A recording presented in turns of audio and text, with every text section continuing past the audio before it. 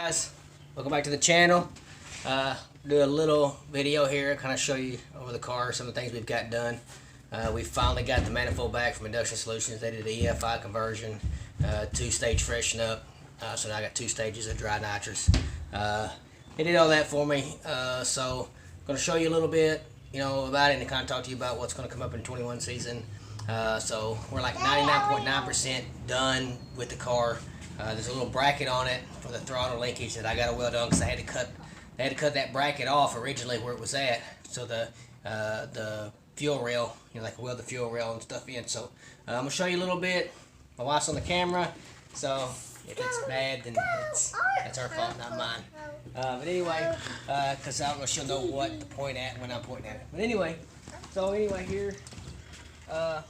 here's some of the stuff. Here's some of the conversions they did. They added the EFI fuel rail.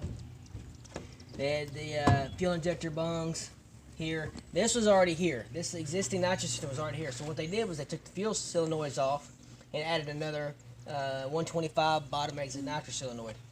So now I have 2 kits of dry nitrous. The fuel injectors will take care of the fuel system, the fuel flow. So we got in up with 2,000 CF AccuFab throttle bodies.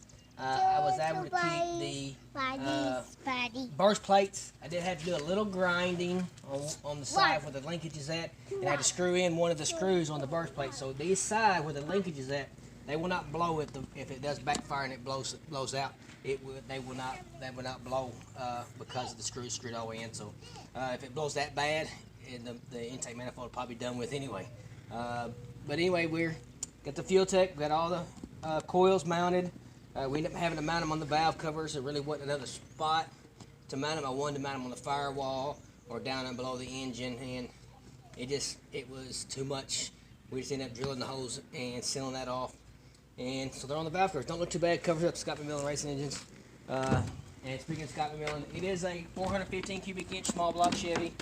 It's got symmetrical port cylinder heads on it, CFE manifold. Scott McMillan did build the engine.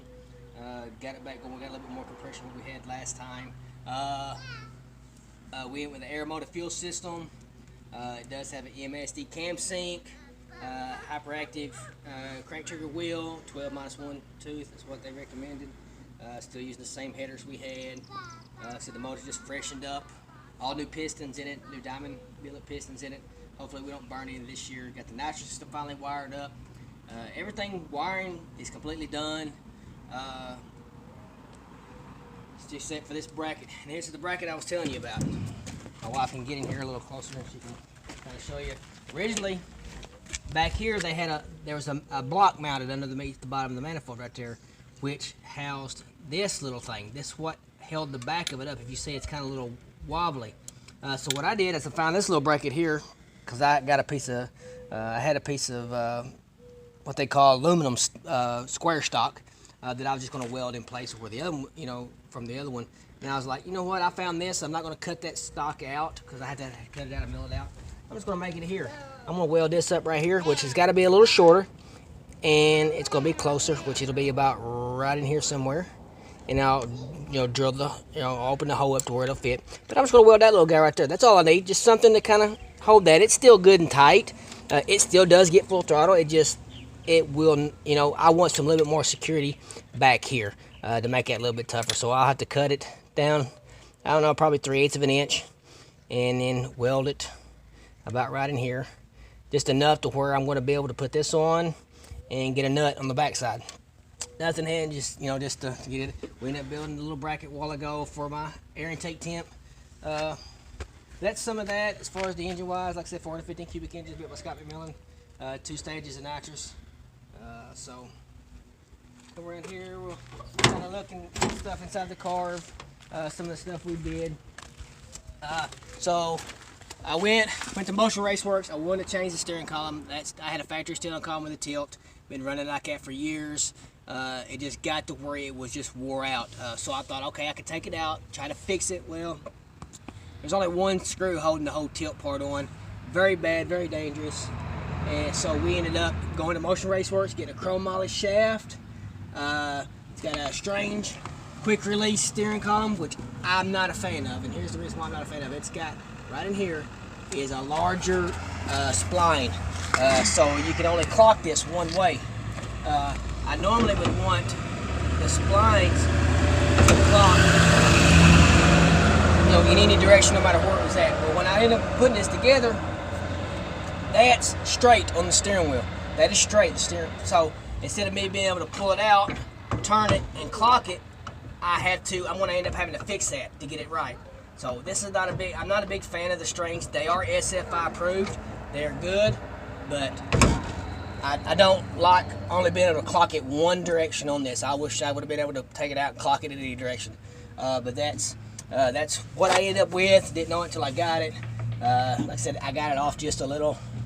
Dummy me, but anyway, I can fix that in the rack and pinion.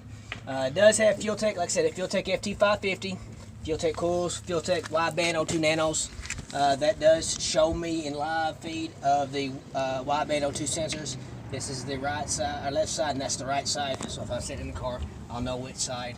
Like I said, Fueltech FT550. That's what we end up going with instead of the 600. Cost-wise was one. But after I got mine in, they had a big old sale and they had like $400 off on the FT600, and I could have got it then, but it is what it is. The Fueltech FT550 does the same as the 600. 600's got some more inputs and outputs. I haven't even used all mine. As a matter of fact, I hadn't even used any inputs. I was able to use the existing some of the things in the harness to run what I have to run, like the nitrous pressure. It was back pressure on the sensor, so as long as it read 1600, it's actually working its functions. So other than that, it costs money wise, but the FT550 is going to work just as fine with me. So we're going to try it out. We're going to give it a shot. We already got all the program in, got started in. So go around to the other side.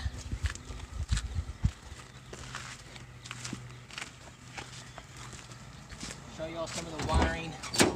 Well, I'll have to get down here and kind of show you some of the wiring, or maybe I can steal the camera from her. Here's some of the wiring that we end up doing. Now this is what they call a Fueltech FT550 Pro harness. It is already pre-terminated for everything. It's even got drive shaft speed sensor, which there's my speed sensor. I still got to put the collar on my yoke underneath. I'm just kind of waiting until I get it started where I ain't pushing it on and off all the time. But here's all the wiring. Like I said, this is really not much you can do here. I would like to have been nicer and neater than that, but it's where it plugs into the wall. But it wasn't going to work out because I didn't have time to set and wire one from scratch. I can wire one from scratch, but I didn't have time to wire it all. It's not that bad because it's all right there. Then it comes up and goes up down the steering column and into the back of the Fueltech. But it's got two pick and hold drivers for the injectors. Here's your coils. This is a coil and fuse, or not coil, excuse me, relay and fuse for one side of the coils, relay and fuse for the other side of the coils, relay and fuse for the injectors, and another relay and fuse for the other side injectors. So it's well done. And then the power wires come back, and as you see, and they go down the back to the battery. So it's pre-terminated trans brake wire that sends signal to the ECU telling when the trans brake's on. I did wire all this. This is right here. Excuse me, sorry about the camera shaking. This is stage 1 and stage 2 of the nitrous. These are solid state relays. I'm able to pulse them. We're going to use the Pro Nitrous setup on this one when we're at the track. Pro Nitrous, it hits it all at one time. We'll kill power management with timing. But when I go to like the street or something, we'll use a progressive control, which is all built into the Fueltech. So, you know, there's my PERS, nitrous pressure sensor, stuff like that. Still running the arc switch panel like I did last year.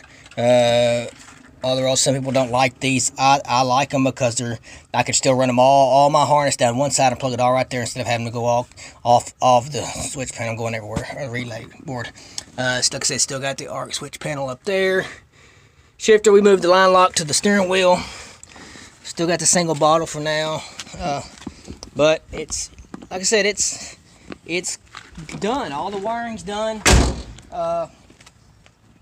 We ended up burning 2 coils. I wired the coil. The coil. You see there were two harnesses right there coming out of the firewall. One's a coil harness, one's a main harness. What we end up doing is a coil harness. We wire the 12-volt switched output to when it come on, the ignition come on, and it put power to the coils. Well, what I didn't know is when I did that, the coils charged. So when they charge and they don't release any charge, they keep building and building and building. Well, they end up burning. I end up burning number 8, number 6, and it just kind of like a cherry bomb from fireworks. It was really spewing out. It was going. I mean, smoked them out bad. My son says, "They smoked them, Dad. They smoked them." But I did. That's kind of it. We're just ready to go racing. My wife's ready to go racing. My son's always like, "I'm ready to go racing, Dad. I'm ready to go racing every day." He's ready to go racing. So we're 99.9% done, other than fixing the mount for the throttle linkage. Everything else we're tidied up. I'm gonna go back over and make sure I've got all my hoses done. I still got to get one nitrous line. Speaking of hoses, I have a 12-inch that went here, used to, but since we went to this Y block and stuff like that, I have to get one that's like 10.5 inches now. So I'll order that Monday to get that in here. But the rest of them is on. This one's on. It's gonna make sure all of them are tight, all of them are snug. Everything. The system has been flowed through Industrial Solutions. We have that integrated into the ECU. How many pounds per hour they was flowing. Your nitrous wise, how much nitrous is this spraying? From 400 to 700, anywhere in that ballpark. I ain't gonna tell you exactly, but you know, give or take some. Might have 800. We don't know. Just depends on how big I want to jet it. So we have all the flow numbers for all that though. But other than that, like I said, Aeromotive's on board. AccuFab, CFE, Fuel Tech, Duction Solutions, Scott McMillan Racing Engines. That's what we got going on for 2021. Hopefully we do pretty good this year, other than 2 passes. But we'll see if we don't. We're going to try to take it easy, make sure we got good passes. Test, and test before we go race. We did do that last year. We tested one time, made 2 passes, went raced, burned it up. I'm not doing it this year. We're going to test probably the whole month of May. Maybe at the end of May, if there's a race around and we got good data and everything's running good, everything looks good, we will go and make some elimination passes. See what we can't put on these guys with these turbo cars. When they say there's turbo cars out front on the nitrous cars. So I know Freddie my Lester Mill, he'll have to disagree with that too. Anyway, I'm gonna get off here. Just kind of show y'all a little bit of a rundown of what we got going on. We'll be ready to race. Y'all keep posted. My wife does Resident Evil Racing on Facebook. She's gonna do some live videos when we go to the racetrack. Hopefully get some more followers on that. I'll be putting up some YouTube videos, what I can, when I can. Just kind of stay tuned. Hit that like button, hit that subscribe button, share these videos, and y'all have a good Sunday. Thank you.